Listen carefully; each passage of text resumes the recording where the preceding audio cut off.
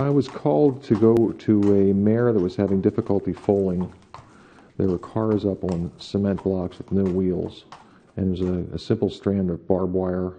And the mare ran past me, and I saw two legs hanging out of the back of her from the foal. And I asked, how long has that mare been like that? And they said 3 days. So here I was in a hopeless situation of a mare that was unable to be caught with a dead foal inside of it for 3 days, with people too ignorant to understand the urgency of the situation and didn't have the resources of money. They didn't even have a halter for the horse. And it was difficult for me because it was just hopeless. I felt totally ineffective. There was just nothing I could do. Hopelessness is probably just one of the worst things you can feel as a veterinarian. At the age of 15, I thought about what could I do that I could work outside, that I could use my brain and use my back.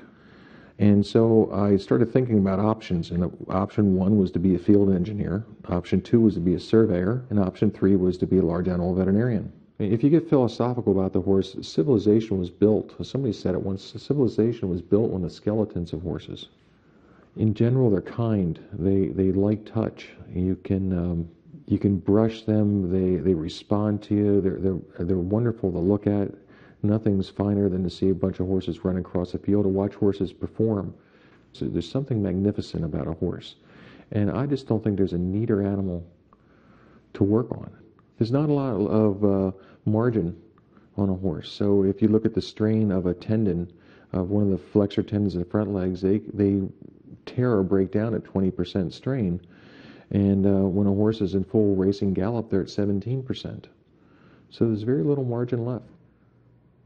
You know, if you get into the biomechanics of a horse, just watching the way the horses work, seeing it on the outside and understanding the anatomy on the inside and the imaging of it and the veterinary medicine of it, and having that all tied together, it's one of the real places in our society, I think, that you can take art and beauty and tie it together with biomechanics and functionality and hard science and make it work better.